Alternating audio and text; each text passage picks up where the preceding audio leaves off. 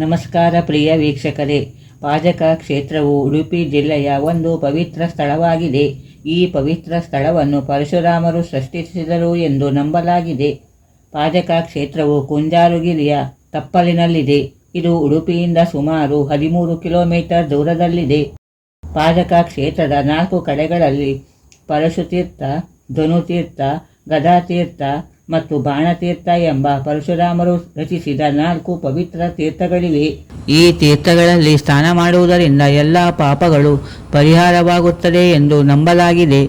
ಪಾಜಕವು ಶ್ರೀ ಮಧ್ವಾಚಾರ್ಯರ ಜನ್ಮಸ್ಥಳವಾಗಿದೆ. ಪಾಜಕವು ಶ್ರೀ ಆಚಾರ್ಯರ ಬಾಲ್ಯದ ಘಟನೆಗಳಿಗೆ ಸಂಬಂಧಿಸಿದ ಅನೇಕ ಗುರುತುಗಳನ್ನು ಹೊಂದಿದೆ. ಪಾಜಕದಲ್ಲಿ ನಾವು 2 ದೇವಾಲಯಗಳನ್ನು ನೋಡಬಹುದು. ಒಂದು ಶ್ರೀ ಅನಂತ ಪದ್ಮನಾಭ ದೇವಸ್ಥಾನ. ಇದನ್ನು 3 ಮಠ ಎಂದು ಕರೆಯಲಾಗುತ್ತದೆ. ಇಲ್ಲಿನ ತುಳಸಿ ವೃಂದಾವನದ ಮುಂದೆ ಒಂದು ಕಲ್ಲನ್ನು ನಾವು ನೋಡಬಹುದು. ಇದರ ಮೇಲೆ ಬಾಲಕ ಮಧ್ವಾಚಾರ್ಯರು ಅಕ್ಷರಾಭ್ಯಾಸ ಮಾಡಿದರು. ಮಧ್ವಾಚಾರ್ಯರು ಅಕ್ಷರಾಭ್ಯಾಸ ಮಾಡಿದ ಪವಿತ್ರ ಕಲ್ಲು ಇದಾಗಿರುವುದರಿಂದ ಅನೇಕ ಭಕ್ತರು ಪಾಜಕಕ್ಕೆ ಬಂದು ಈ ಕಲ್ಲಿನ ಮೇಲೆಯೇ ತಮ್ಮ ಮಗುವಿಗೆ ಅಕ್ಷರಾಭ್ಯಾಸವನ್ನು ಪ್ರಾರಂಭಿಸುತ್ತಾರೆ. ಈ ದೇವಾಲಯದ ಸಮೀಪದಲ್ಲಿ ವಾಸುದೇವ ತೀರ್ಥ ಎಂಬ ಕೊಳವಿದೆ. ಮಧ್ವಾಚಾರ್ಯರ ಬಾಲ್ಯದ ದಿನಗಳಲ್ಲಿ ಒಮ್ಮೆ ಅವರ ತಾಯಿ ದುರ್ಗಾ ಬೆಟ್ಟದ ಸುತ್ತ ಇರುವ 4 ತೀರ್ಥಗಳ ಪವಿತ್ರ ಸ್ನಾನ ಮಾಡಲು ಬಯಸಿದ್ದರು. ಆದರೆ ಆರೋಗ್ಯ ಸಮಸ್ಯೆಗಳಿಂದಾಗಿ ಆ ತೀರ್ಥಗಳಿಗೆ ಹೋಗಿ ಪವಿತ್ರ ಸ್ನಾನ ಮಾಡಲು ಆಕೆಗೆ ಸಾಧ್ಯವಾಗಲಿಲ್ಲ.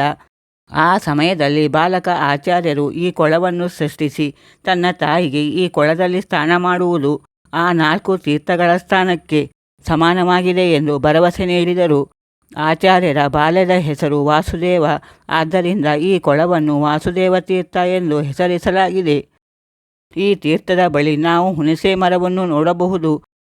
ಒಬ್ಬ ವ್ಯಕ್ತಿಯು ವಾಸುದೇವನ ತಂದೆಗೆ ಮಗು ವಾಸುದೇವನಿಗೆ ಹಾಲುಣಿಸಲು ಹಸುವನ್ನು ಕೊಂಡುಕೊಳ್ಳಲು ಹಣವನ್ನು ಸಾಲವಾಗಿ ಕೊಟ್ಟನು. ಆದರೆ ಬಡತನದಿಂದಾಗಿ ವಾಸುದೇವನ ತಂದೆ ಆ ವ್ಯಕ್ತಿಗೆ ಹಣವನ್ನು ಪಾವತಿಸಲು ಸಾಧ್ಯವಾಗಲಿಲ್ಲ. ಒಂದು ದಿನ ಸಾಲ ನೀಡಿದ ವ್ಯಕ್ತಿ ಹಣಕ್ಕಾಗಿ ವಾಸುದೇವನ ತಂದೆಯ ಬಳಿ ಹಠ ಹಿಡಿದಾಗ ವಾಸುದೇವನು ಆ ವ್ಯಕ್ತಿಗೆ ಕೆಲವು ಹುಣಸೆ ಬೀಜಗಳನ್ನು ಕೊಟ್ಟನು ಮತ್ತು ಸಾಲ ನೀಡಿದ ವ್ಯಕ್ತಿಯು ಅದನ್ನು ನೋಡಿದಾಗ ಅದು ಚಿನ್ನದ ನಾಣ್ಯ ಆಯಿತು. ಇಂದು ನಾವು ವಾಸುದೇವ ತೀರ್ಥದ ಪಕ್ಕದಲ್ಲಿ ಅದೇ ಮರವನ್ನು ಕಾಣಬಹುದು. ಆಚಾರ್ಯರು ವಾಸ ಮಾಡುತ್ತಿದ್ದ ಮನೆಯಲ್ಲಿ ನಾವು 2 ದೊಡ್ಡ ಕಲ್ಲುಗಳನ್ನು ನೋಡಬಹುದು. ಈ ಕಲ್ಲುಗಳನ್ನು ಆಚಾರ್ಯರು ತಮ್ಮ ಬಾಲ್ಯದಲ್ಲಿ ಹಾಲು ಮತ್ತು ಮೊಸರಿನ ಪಾತ್ರೆಗಳ ಮೇಲೆ ಇಟ್ಟಿದ್ದರು ಎಂದು ನಂಬಲಾಗಿದೆ. ಪಾಜಕದಲ್ಲಿರುವ ಮತ್ತೊಂದು ದೇವಾಲಯವು ಮಧ್ವಾಚಾರ್ಯರದ್ದೇ ಆಗಿದೆ. ಇಲ್ಲಿ ನಾವು ಕಲ್ಲುಗಳ ಮೇಲೆ ಬಾಲಕ ವಾಸುದೇವನ ಪಾದದ ಗುರುತುಗಳನ್ನು ನೋಡಬಹುದು. ಈ ಪಾದದ ಗುರುತುಗಳ ಬಗ್ಗೆ ಒಂದು ಕತೆ ಇದೆ. ಒಮ್ಮೆ ವಾಸುದೇವ ದುರ್ಗಾ ಬೆಟ್ಟಕ್ಕೆ ಹೋಗಿದ್ದಾಗ ಅವನ ತಾಯಿಯ ಕರೆ ಕೇಳಿ ಅವನು ಬೆಟ್ಟದಿಂದ ಮನೆಗೆ ಜಿಗಿದನಂತೆ ಮತ್ತು ಅವನು ಹಾರಿದ ಸ್ಥಳದಲ್ಲಿ ಅವನ ಪಾದದ ಗುರುತು ಮೂಡಿತು ಎನ್ನಲಾಗಿದೆ.